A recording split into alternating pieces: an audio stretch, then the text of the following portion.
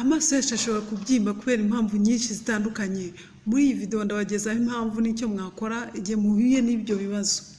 Mbahaye ikaze kuri Mupenzi TV. Nshimira mwese mwakoze subscribe, mbasaba kugira ngo mujye muyisharinga mugeze ku bantu benshi cyane kugira ngo tujye dufasha abantu banyuranye. Kandi mujye mwibuka kutwandikira muri comment niba ushaka kugira ikindi kintu tugezaho, haba bwunganizi cyangwa se ibiganiro ushaka ko tukugezaho, ndetse uko wabonye video ibintu byinshi ujye utwandikira muri comment turazisoma kandi tukazisubiza. Tutitaye rero kubigaragara ku maso yacu biyatera uburibwe, hari ibintu byinshi bishobora gutera amaso yacu kubyimba, ari nacyo tugomba kwitondera. Dore bimwe mu bibitera. Ukananirwa ko amaso ni ikibazo cyiganje mu bantu benshi cyane, kubura ibitotsi nabyo bikigaragaza mu buryo butandukanye, ariko amaso yacu akaba ari kimwe mu bya mbere bigerwaho n'izo ngaruka. Icya mbere rero ugomba kumenya ni kubera ubuzima tubayeho, stress ishobora kuba bimwe mu bitero ibibazo by'amaso, kuko akenshi kuruhuka ari ikintu cya nyuma duha agaciro. Noneho icya kabiri hari icyo bita preferite. Ibi bikunze kuba ku bantu benshi. Niyo ubyutse uzabona utuntu ku ngohe zawe cyangwa se tuzengurutse ingohe zawe aho ingohe zitereye. Nibyo uzasanga ari utuntu turi aho ingohe zitereye hano hasi aho ingohe zitangirira. Ibi rero bishobora kuba bagiteri. Iyo utabyivuje hakiri kare bishobora kugutera ubundi uburwayi bw'amaso bukomeye cyane, cyangwa se ubushye mu jisho ryawe. Bishobora guterwa ubundi burwayi butandukanye bw'umuzenguruko w'ijisho. Ibi ngibi ubibonye ukwiye guhita ujya kwa muganga kugira ngo bitagutere amaso ku buryo bukomeye. Noneho icya gatatu, uburwayi bw'impyiko. Hari ibice bimwe na bimwe biri kure y'ijisho ryacu, mbese ibice by'umubiri wacu ariko biri kure y'ijisho ryacu, ariko biwugiraho ingaruka nyinshi cyane.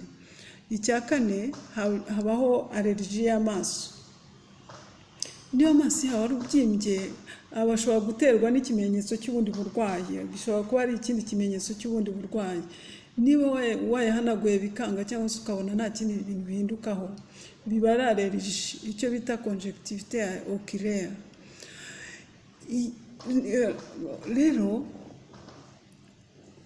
iyo ibi byose irabitera cyane, ituma amaso yawe amererwa nabi. Niba amaso yawe atukura buri gihe, bivuze ko urwaye indwara. Ugomba guhita ujya kwa muganga kugira ngo amaso yawe uyarinde hakiri kare. Icya gatanu, genetique cyangwa se uruhererekane. Niba ufite umuntu mu muryango wawe ujya urwara amaso, ukagira ibibazo by'amaso atukura n'ibiki byose,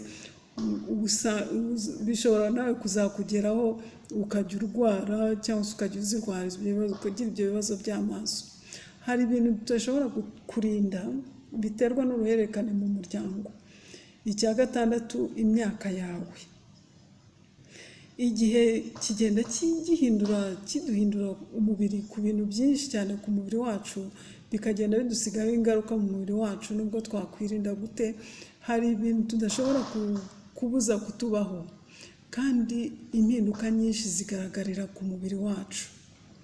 Ibi rero nababwiye muri video iheruka ko ushobora gukoresha ibiribwa runaka, ibiribwa byiza runaka, bigatuma amaso yawe atazamererwa nabi mu gihe cy'ubusaza bwawe.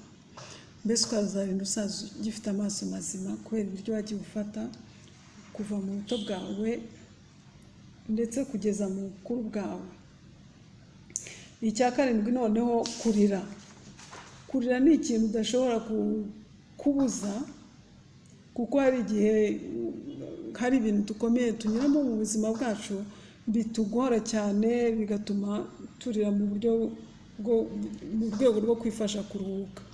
Iyo turira, ijisho ryacu riba rikoresha imbaraga nyinshi kandi bidasanzwe, bigatuma